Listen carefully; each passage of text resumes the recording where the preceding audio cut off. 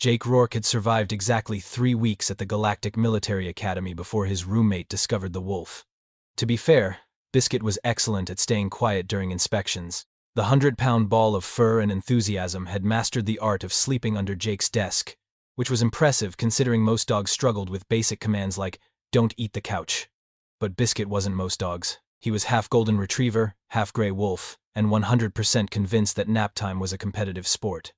Thraxus, Jake's roommate, was what humans politely called an insectoid species, and what Jake privately called a 6-foot praying mantis with anxiety issues. The Clendari scholar had compound eyes that could spot a misplaced comma from across the room, which made him excellent at academics and terrible at relaxing, which explained why, on an otherwise peaceful Thursday afternoon, Thraxus's mandibles started clicking in what Jake had learned was the Clendari equivalent of screaming. Rourke. Rourke. Rourke. Thraxus's voice climbed several octaves, which was impressive for a species that communicated partially through thorax vibrations. There is a massive carnivorous beast beneath your study station. Jake looked up from his tactical operations homework, glanced under his desk, and shrugged. Oh yeah, that's just Biscuit. He's cool. Cool? Cool? Thraxus's antennae were vibrating so fast they were practically humming. That creature has fangs and fur, and it is breathing in a manner that suggests imminent violence. Nah, that's just how he snores. Jake leaned back in his chair. He's been sleeping there for 3 weeks, dude. You're just now noticing? Thraxus's exoskeleton had gone a pale shade of green. I thought it was a particularly dense pile of your clothing. Humans shed textiles everywhere. Fair point, Jake admitted. Biscuit, sensing attention, opened one amber eye, yawned wide enough to display an impressive collection of teeth, and wagged his tail twice before going back to sleep.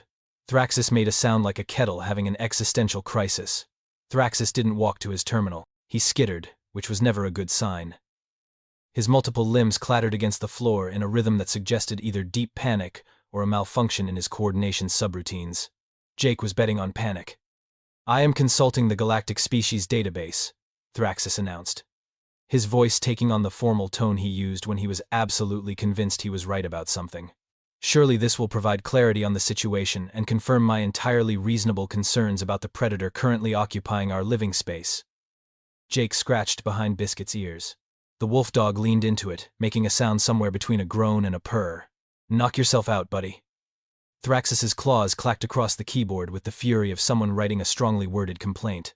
The holographic display flickered to life, scanning through thousands of species profiles in seconds, then it stopped. A 3-dimensional image of a wolf rotated slowly above the projector, surrounded by text in 17 different languages. The computer's neutral voice filled the room. Species identified. Terran apex predator. Common designation, Canis lupus. Colloquial name, dire wolf. Status, extinct. Historical threat assessment, catastrophic. Extinct. Jake frowned. Buddy, I've got news about that status update. Thraxus wasn't listening. He was reading aloud from the display, his voice climbing with each word. Pack hunter. Highly intelligent. Capable of coordinated assault tactics. Bite force sufficient to crush bone. Historical records indicate successful predation of megafauna 3 times their size. Warning, do not approach. Do not make eye contact. Do not. He turned slowly to look at Jake, who was currently rubbing Biscuit's belly while the dire beast's leg kicked involuntarily. Do not engage in physical contact. Yeah, see, the thing about those records, Jake started. I am calling Commander Vix. Thraxus was already reaching for his communicator with one of his middle limbs, while the other 5 trembled slightly. Is that really necessary? You have smuggled an extinct apex predator into the academy. Thraxus's mandibles were clicking so fast it sounded like applause. Yes, Rourke, I believe this qualifies as necessary. Commander Vix appeared on the holographic display within seconds. The Avarian officer looked like someone had combined a hawk, a flamingo, and a middle manager having a bad day. Her feathers were ruffled, which Jake had learned meant she was either annoyed or it was molting season. Possibly both. This better be important, Cadet Thraxus. I was in the middle of... She stopped. Her telescopic eyes focused on something behind Thraxus. Specifically, on Biscuit, who had rolled over and was now sprawling in a position that could generously be called undignified. Is that a wolf? A dire wolf, Commander. Thraxus corrected, as if the distinction mattered. Extinct variant, threat level catastrophic. Vix's crest feathers stood straight up. How is it in your quarters? It belongs to Cadet Rourke, apparently. Both aliens turned to stare at Jake, who was holding a tennis ball. Biscuit's tail began wagging at approximately 900 RPM. Yeah, Jake said slowly. This is going to take some explaining. The security team arrived in under 4 minutes, which was either impressive efficiency or a sign that the Academy had seriously overreacted. Jake was leaning toward overreaction, especially considering they'd brought plasma rifles. Stand away from the dire beast! The lead security officer, a hulking reptilian named Korgath, had his weapon trained on Biscuit. Behind him, 5 more officers fanned out in tactical formation, as if preparing to storm a hostile bunker rather than a dorm room containing one very confused dog. Biscuit, for his part, saw 6 new friends and approximately 0 threats. His tail wagged so hard his entire back half wiggled. He grabbed his tennis ball and trotted toward the security team with the kind of enthusiasm usually reserved for dinner time. "It's charging!" someone screamed. "That's not charging. That's—" Jake didn't get to finish because Korgath had just fired a containment net that Biscuit immediately interpreted as the galaxy's most interesting toy. The wolf dog dove through it, rolled twice, got tangled in the netting, and somehow emerged on the other side with the tennis ball still in his mouth and his tail wagging even harder. "Did you see that?" Korgath's voice was shaking. "It phased through solid matter." "He wiggled," Jake said flatly. "Dogs wiggle." "Requesting backup," another officer was shouting into his comm. "The dire beast has demonstrated advanced evasion tactics." Biscuit dropped the ball at Korgath's feet and sat, looking up expectantly with his tongue hanging out. To the security team, this apparently looked like a predator assuming an attack position. To Jake, it looked like a dog who wanted to play fetch. "Watch closely," Jake said, walking slowly toward Biscuit with his hands visible. "I'm going to demonstrate advanced beast mastery techniques passed down through generations of human trainers." The room went silent. Every weapon tracked Jake's movement. Commander Vix had arrived in person and was watching from the doorway with the intensity of someone witnessing either a miracle or a disaster. Jake picked up the tennis ball. Biscuit's eyes locked onto it with laser focus. Jake threw it down the hallway. Biscuit exploded into motion, scrambling across the smooth floor with all the grace of a freight train on ice skates, and retrieved the ball in approximately 3 seconds. He came bounding back, dropped it at Jake's feet, and sat again. "By the void," Thraxus whispered. "It returns the projectile voluntarily. The obedience conditioning is remarkable." "It's not conditioning. It's just—" Jake tried to explain. But Professor Klendor had just arrived, and the amphibious academic was already pulling up holographic texts with his webbed fingers. According to historical records from Earth's ancient period, Klendor announced in his wet, gurgling voice, wolves operated in coordinated packs, using sophisticated communication and strategy to bring down prey many times their size. They were known as merciless hunters, showing no fear and no mercy. Jake looked at Biscuit, who was currently trying to scratch his ear with his back leg and failing because the tennis ball was in the way. "Merciless. Sure. Notice the jaw strength," Klendor continued, zooming in on an anatomical diagram. "Capable of crushing bone with a single bite. The pack dynamics suggest hive mind intelligence." The Biscuit yawned, showing every tooth in his head, then flopped onto his side and closed his eyes. Within seconds, he was snoring again, one paw twitching as he dreamed about whatever dogs dreamed about. Probably squirrels, or more tennis balls. The entire security team stared at the sleeping animal. "Is this a dormancy phase?" Korgath asked nervously. "A conservation of energy before an attack?" "That's a nap," Jake said. "He takes like 6 of them a day." Commander Vix's feathers were doing something complicated that suggested she was both confused and deeply concerned. "Cadet Rourke, you will demonstrate full control over this creature, or it will be contained in a maximum security facility." Jake sighed. "Fine. You want a demonstration? I'll give you a demonstration." He reached into his desk drawer and pulled out a bag of training treats. Biscuit's eyes snapped open instantly, all traces of sleepiness gone. Suddenly, Jake had the full attention of 100 pounds of highly motivated carnivore. "Sit," Jake said. Biscuit Saturday. Every alien in the room made a different sound of amazement. This was going to be a long afternoon. Commander Vix had assembled what she called a threat assessment panel, which was apparently military speak for let's watch the human do weird things with the murder beast while we take notes. The Academy's main briefing room had been cleared, and Biscuit now sat in the center of a circle of approximately 30 alien officials, scientists, and security personnel. All of them were maintaining what they probably thought was a safe distance. All of them were wrong about what constituted danger. Biscuit was having the time of his life. New smells, new faces, attention from dozens of beings. His tail hadn't stopped wagging since they'd entered the room. Let the record show. Professor Klendor announced from behind a protective barrier that seemed excessive, that we are observing Cadet Jake Rourke attempt to demonstrate control over a Terran apex predator. Species Canis lupus, historical designation dire wolf, current status allegedly domesticated. He said domesticated the way someone might say, temporarily not eating us. Jake stood next to Biscuit, a bag of treats in one hand and a tennis ball in the other. He looked at the assembled crowd and resisted the urge to roll his eyes. Okay, so, first thing you need to understand is that Biscuit here isn't actually trying to kill anyone. A common misconception among prey species before an attack, Thraxus muttered from his seat in the front row, taking notes on a datapad with 3 of his limbs simultaneously. Right. Anyway, Jake held up a treat. Biscuit's entire focus zeroed in on it with an intensity that probably looked terrifying to species who didn't understand food motivation. Biscuit. Sit. Biscuit was already sitting, but he sat harder, somehow compressing himself closer to the ground, while his tail swept the floor behind him. Fascinating, Klendor gurgled. The creature assumes a lower posture, minimizing its profile. Classic ambush predator behavior. Or he's just sitting because I asked. Like him too, Jake said. He gave Biscuit the treat. The wolf dog crunched it happily, then immediately looked for more. Good boy. Now, shake. He held out his hand. Biscuit lifted his right paw and placed it in Jake's palm. The room erupted in clicking, chirping, and various other sounds of alien amazement. Did you document that? Commander Vix's voice was sharp. The beast willingly made physical contact with the human's appendage. It's called a handshake, Jake explained, giving Biscuit another treat. It's a trick. Dogs do tricks. Watch this. Biscuit, down. Biscuit dropped into a sphinx position, front legs extended, back legs tucked under him. His tail continued wagging, sweeping back and forth across the floor. Prone position! Korgath had his weapon out again, though at least he wasn't pointing it directly at Biscuit. That's a pre-pounce stance. I've seen this in hunting footage. He's not pouncing. He's lying down because... Jake pinched the bridge of his nose. Okay. New approach. Biscuit, roll over. Biscuit flopped onto his side, rolled completely over, then looked up at Jake with an expression that clearly said, treat please. Jake obliged. Professor Klendor was practically pressed against his protective barrier now, his bulbous eyes wide.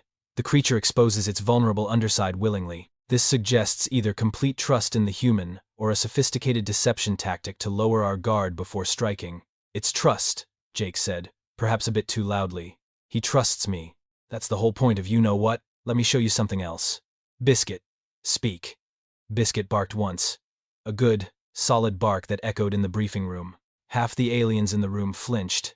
2 of them dove behind their chairs. Thraxus made his kettle-screaming noise again. Warning, vocalization. Commander Vix's crest was fully extended now. Cadet, step away from the creature. That wasn't a warning. That was me asking him to bark. Jake was starting to understand why humans had been left alone for 15,000 years. Look, I'll prove it. Biscuit, quiet. Biscuit stopped barking and tilted his head, ears perked forward in the universal dog expression of, did you say something interesting? Remarkable, Klendor breathed. The human terminated the threat display with a single command. What level of conditioning does this require? How many years of training? What methods? I got him when he was 8 weeks old, Jake interrupted. It took maybe 2 months to teach him basic commands. And before you ask, the methods involved treats, praise, and patience. That's it. No conditioning, no mind control, just positive reinforcement. A cephalon scientist in the back row raised 3 of her tentacles. Query. You are stating that you took an infant apex predator and convinced it to obey you through the provision of food and verbal approval. Yeah, pretty much. And this seemed like a reasonable course of action to you? I mean, yeah. Humans have been doing it for like 30,000 years. The room went very quiet. Jake could hear Biscuit panting, the sound somehow very loud in the silence. 30,000 years. Commander Vix repeated slowly. You are telling me that humans have been living in close proximity to these dire beasts for 30 millennia. Well, yeah. We domesticated them. Wolves and humans kind of evolved together, in a way. They helped us hunt, we shared food. Eventually we bred them to be companions instead of just working animals. Jake scratched Biscuit's ears. Now we have hundreds of different breeds, different sizes, different temperaments, all descended from wolves. You bred them? Thraxus's mandibles had frozen mid-click. You selectively engineered apex predators for specific traits? Sure. Some for herding, some for hunting, some for guarding, some just for being cute. Jake shrugged. Biscuit here is a mix. Part golden retriever, part gray wolf. Best of both worlds. Friendly, smart, loyal. Professor Klendor had abandoned his protective barrier and was slowly approaching, his scientific curiosity apparently overriding his survival instincts. May I? He gestured vaguely at Biscuit. Sure, just let him sniff your hand first. Klendor extended a webbed hand with the caution of someone defusing a bomb. Biscuit sniffed it thoroughly, decided it smelled interesting, and licked it. The amphibian professor froze. It is grooming me? That means he likes you, Jake said. It likes me. Klendor's voice was distant, as if he was reconsidering his entire understanding of the universe. The dire beast. Likes me. Can I pet it? The question came from a young Avarian cadet in the third row. She looked barely older than Jake. Sure, come on up. What followed was perhaps the least dignified threat assessment in military history. Within 10 minutes, there was a line of alien cadets and officers waiting to pet Biscuit, who accepted the attention with the patience of a professional therapy dog. He sat perfectly still while beings of a dozen different species ran their hands, paws, tentacles, and various other appendages through his fur. His tail never stopped wagging. Commander Vix watched the proceedings with an expression that suggested she was having a minor crisis about military protocol. Finally, she cleared her throat loudly. Cadet Rourke, explain to me why humans chose to domesticate creatures that could easily kill them in their sleep. Jake thought about it. Honestly? Because they're good dogs, Commander. Biscuit, as if on cue, yawned widely and rested his head on Jake's boot. Good dogs, Vix repeated flatly. You domesticated apex predators because they are good dogs. Also, they're really good at fetch. Professor Klendor had retreated to his holographic terminal with the focused intensity of someone who just realized everything they knew might be wrong. His webbed fingers moved across the controls, pulling up files that, according to the timestamps, hadn't been accessed in over 14,000 years. The rest of the panel had gathered around him, forming a semicircle of confused aliens trying to understand how their database had gotten things so catastrophically wrong. Biscuit, blissfully unaware that he was the center of a minor intergalactic incident, had fallen asleep with his head on Jake's lap. He was snoring again. Somehow, the sound had gone from terrifying to almost endearing over the past hour. Almost. Here, Klendor announced, zooming in on a data file marked with more warning symbols than Jake had ever seen in one place. The last official survey of Earth, conducted by the Galactic Exploration Corps Expedition 14-7-Alpha. Date: approximately 15,000 Earth years ago, during what humans apparently call the Pleistocene epoch. The hologram shifted, displaying grainy footage that looked like it had been recorded on equipment that predated modern technology by several generations. The image showed a frozen landscape, all ice and snow, and absolutely nothing that looked hospitable to life. The Ice Age, Jake said.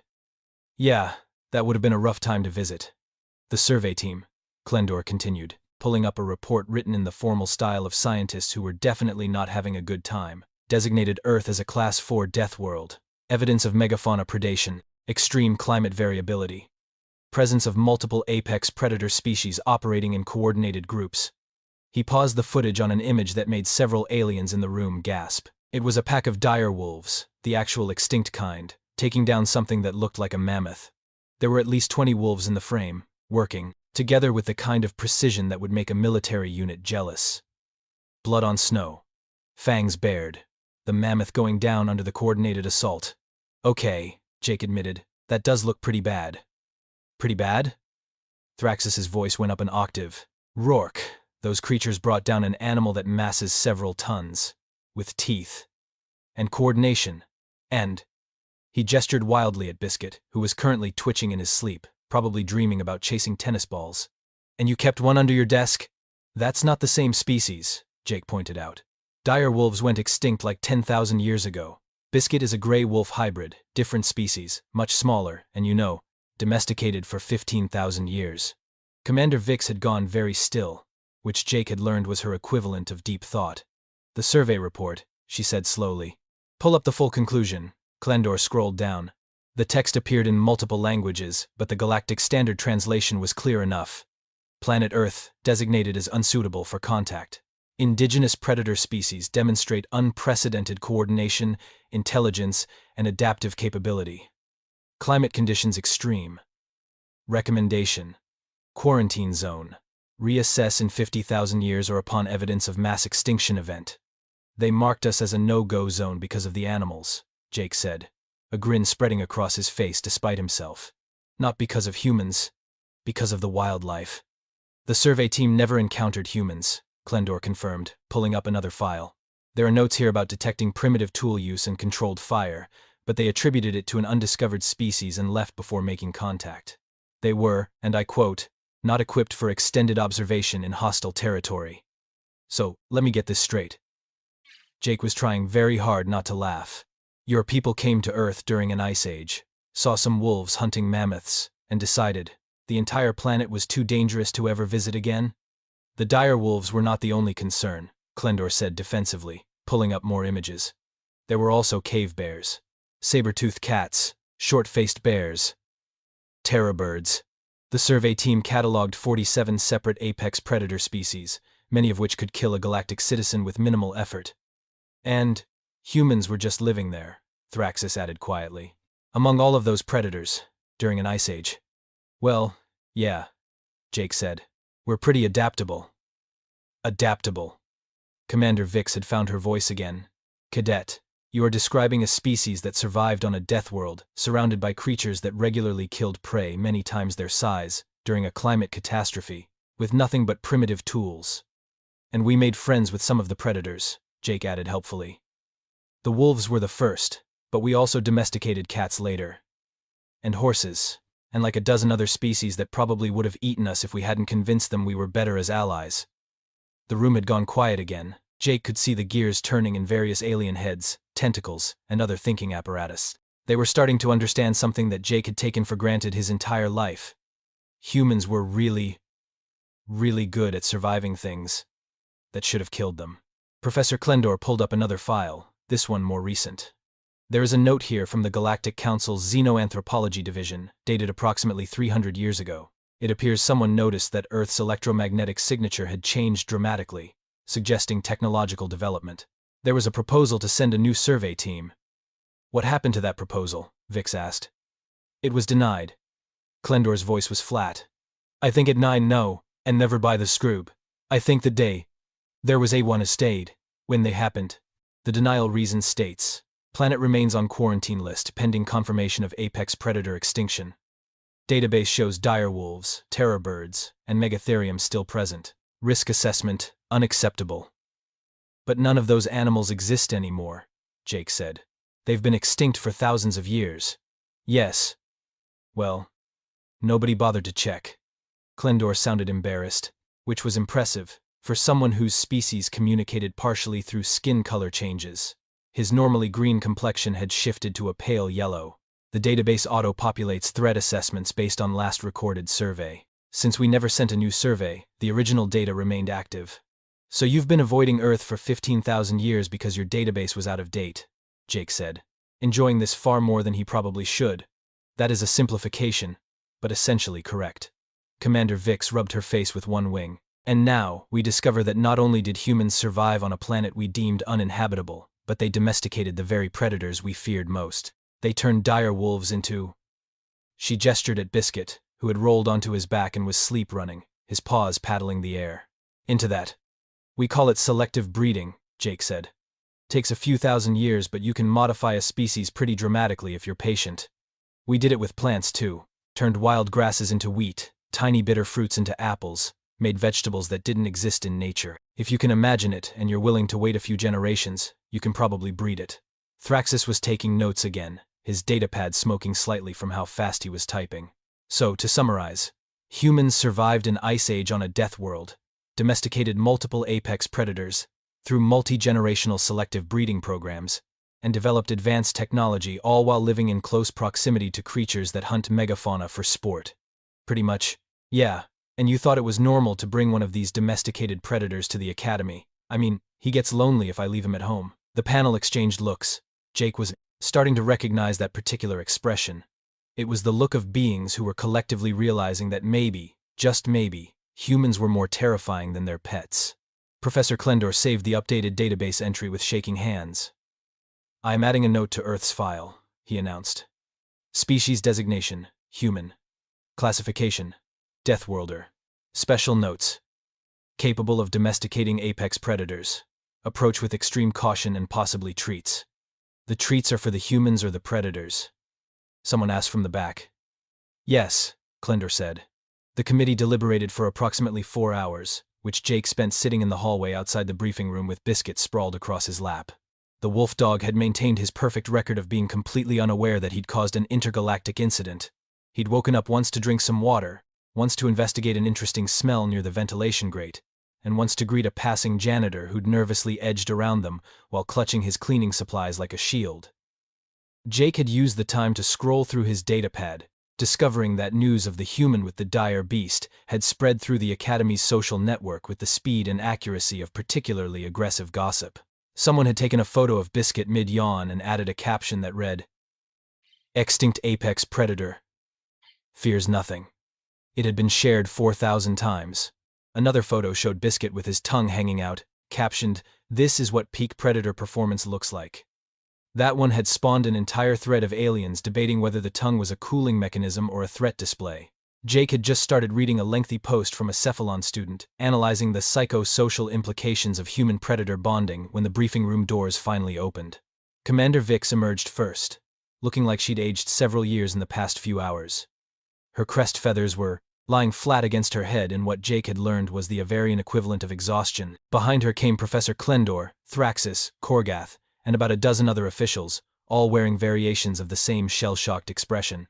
"Cadet Rourke," Vix said formally. "The committee has reached a decision regarding your companion animal." Jake stood up, which required carefully extracting himself from beneath 70 pounds of sleeping dog. Biscuit made a disgruntled noise but relocated to the floor, where he immediately went back to sleep. "Yes, ma'am?"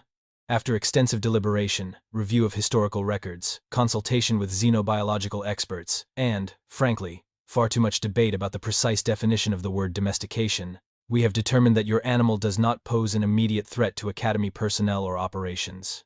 Jake felt tension. He hadn't realized he was holding release from his shoulders. "So he can stay?" "With conditions." Vix held up one wing, ticking off points with her primary feathers. "First, your animal must be registered with Academy Security as a Terran companion beast, domesticated variant. Second, you will be required to demonstrate basic obedience commands to any personnel who request it for their peace of mind. Third, your animal is not permitted in the dining facility, the medical bay, or any laboratory containing sensitive equipment. Fourth, you are personally responsible for any and all incidents involving your animal, up to and including friendship-related injuries." "Friendship-related injuries?" Jake repeated. "Professor Klendor has informed me that human companion animals sometimes express affection through behaviors that can be alarming to species unfamiliar with the practice. Jumping, licking, excessive enthusiasm." Vix's beak did something that might have been the Avarian equivalent of a grimace. "We are classifying these as friendship injuries for legal purposes." "Right. Okay. I can work with that." Jake paused.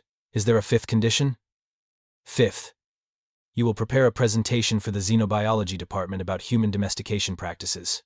Apparently, several professors believe this represents a significant gap in our understanding of human culture and survival strategies." Vix's tone suggested she thought this was ridiculous but had been outvoted. "Professor Klendor has already submitted a request to attend." "I have prepared preliminary questions," Klendor added eagerly, holding up a datapad that appeared to contain several thousand words of text. "For example, what is the selection criteria for domestication? How do humans determine which predators are suitable for companionship? What is the cognitive process behind looking at an apex predator and thinking, 'Yes, I will keep this in my dwelling'? That last one isn't really a question, Professor." "Nevertheless, I require an answer." Commander Vix cleared her throat. "Additionally, the Galactic Species Database has been updated. Earth's quarantine status has been removed, and several new entries have been added. Your homeworld is now classified as a Class 4 death world, with the notation that indigenous human population has achieved technological parity and should be approached as potential allies rather than avoided as potential threats." "That's good news," Jake said carefully. "The dire wolf entry has also been updated," Thraxis added, still clutching his datapad like it was the only solid thing in an uncertain universe. "New status, extinct in wild form. Domesticated variants widespread among human population. Threat level. Variable depending on training and individual temperament. Special notes. Humans consider these animals to be family members. Do not insult the animal. Do not threaten the animal. Do not refer to the animal as a beast, monster, or killing machine within earshot of human caretaker. Sounds thorough, Jake said. There is a subsection about appropriate greeting. Protocols, Thraxus continued, including diagrams demonstrating the correct way to allow the animal to sniff one's appendages prior to initiating contact. I wrote that part myself. I'm sure it's very helpful. There is also, Commander Vic said, and Jake could swear she was trying not to laugh, a new entry in the database under Human Cultural Practices. Subsection, Interspecies Bonding. It includes a warning that humans routinely form emotional attachments to species that could easily kill them, and that this should be considered normal human behavior rather than evidence of mental instability. Jake grinned. Does it really say that? Word for word. Vix's crest feathers twitched. There is also a note that humans give their companion animals names, which should be used in all official documentation to avoid causing offense. Your animal will be officially registered as Biscuit Rourke. He's going to be so excited when I tell him, Jake said, looking down at Biscuit, who was currently chasing something in his dreams and making tiny woofing sounds. One final matter, Vic said. You are aware that this incident has generated significant attention among the cadet population? I saw some of the posts, yeah. You are now, for better or worse, a minor celebrity. The human who brought a dire beast to the academy and proved that humans are, in the words of one popular post, absolutely unhinged in the best possible way. Vix's tone was dry. I trust you will handle this attention responsibly and not allow it to interfere with your studies. Yes, ma'am. I'll do my best. See that you do. Vix turned to leave, then paused. Cadet Rourke? For what it's worth, your animal does seem remarkably well trained. The obedience demonstration was impressive. Thank you, Commander. Biscuit's a good boy. So I have been repeatedly informed. Vix's feathers ruffled in what might have been amusement. Dismissed. The crowd dispersed, leaving Jake alone in the hallway with Biscuit, and Thraxus, who seemed reluctant to leave. The Clendari scholar fidgeted with his datapad, his antennae twitching. Something on your mind? Jake asked. I have been reviewing Earth's database entry, Thraxus said slowly. Specifically, the section about other domesticated species. It mentions that humans also keep felines as companion animals. Oh yeah, cats are super popular, probably more cat owners than dog owners, actually. The database lists felines as solitary ambush predators with retractable claws, exceptional night vision, and reflexes that allow them to catch avian prey mid-flight. Yeah, that sounds about right. Thraxus's mandibles clicked nervously. And humans keep these creatures in their homes? Voluntarily? Sure, they're great companions. Very independent, very clean, very affectionate once they decide they like you. The entry notes that domestic felines have been observed toying with prey before killing it, for entertainment purposes. Okay, yeah, cats are kind of psychopaths, Jake admitted, but they're cute psychopaths. Thraxus made his kettle noise again. Rourke, exactly how many apex predators have humans domesticated? Depends on how you count. Dogs, cats, horses, ferrets, falcons, if you count hunting birds. And there are some people who keep snakes and lizards as pets, though those aren't technically domesticated as much as just tamed. Jake thought about it. Oh, and pigs. But we mostly eat those. And chickens, same deal. Actually, chickens are descendants of jungle fowl, which were pretty aggressive, so that's kind of like domesticating a dinosaur if you think about it. I am going to stop thinking about it, Thraxus said faintly. I am going to return to my quarters, update my personal database, and lie down until the existential dread passes. You want a pet Biscuit before you go? It might help. Thraxus looked at Biscuit, who had woken up and was sitting politely, tail wagging, looking up at the Clendari with bright, friendly eyes. Yes, I believe I would. Jake watched as his roommate slowly, carefully reached down and patted Biscuit's head with one claw-tipped hand. Biscuit leaned into the touch, tail wagging harder. This is strange, Thraxus said. I was terrified of this creature 4 hours ago.